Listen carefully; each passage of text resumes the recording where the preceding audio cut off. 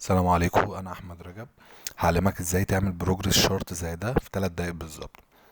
زي ما انت شايف كده، لما بنيجي نغير الارقام البروجرس بيعلى، الشارت بيعلى. هنعمل ايه؟ بس نكبر بس كده عشان ايه تظهر البرسنتج بتاعته. تمام.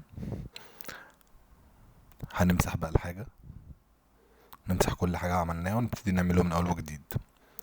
امسح كله وامسح حتى الشارت. تمام. نبتدي نكتب الداتا تاني من الاول. اول حاجة 20%، ونكتب الاسم ده اللي خلص يعني. تاني حاجة هنكتب تحت على طول بعد ما نكتب فينش، هنكتب بقى الريميننج اللي باقي من ال من التاسك لسه ما اتعملش يعني. واحد ايكوال واحد ناقص 20%، يدينا 80%. وتحت التوتال بتاع الرقمين يعني 100%. تمام. بعد كده نعلم عليهم، وهندخل على insert ونختار do not short اخر واحدة تحت. تمام.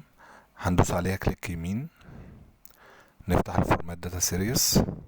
نيجي هنا اول واحده دي الانجل دي هنخليها 270، 270 درجه. ودي الدونت سايز ده هنخليها 65، نصغرها كده ونخليها 65 درجه.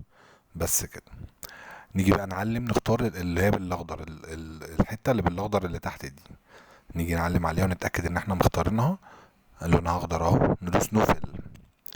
هنا بقى في اللي هو بالبرتقاني ده هنخليه لون شفاف من اللون الازرق اللي معمول. نخليه مثلا كده. تمام. وننزل تحت على البوردر بتاعه، نخليه نو بوردر عشان يبقوا داخلين على بعض. والتاني برضو هنخلي البوردر بتاعه نو بوردر. كده يعتبر احنا خلاص خلصنا. بس هنظبط بقى حبة حاجات. هنمسح بقى الحاجات اللي تحت دي، ونمسح التايتل مش محتاجينه برضو. تمام. نيجي بقى ندوس عليه كده وندوس على فورمات شيب فايل، نخليها نو فيل. شيب اوتلاين نفس النظام برضو، نخليها نو اوتلاين نو فيل برضو.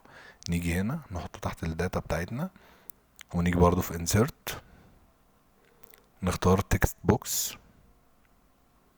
نعمل التكست بوكس كده في النص، وندوس فوق في الحته اللي بنكتب فيها المعادله دي يساوي، ونختار النسبه اللي احنا ايه بنشتغل عليها اللي هي الفينش اللي خلص يعني. 20% بنجيبها في النص كده. تمام. وبنكبر الخط شويه وبنعمله بولد. تمام. وظبطناه.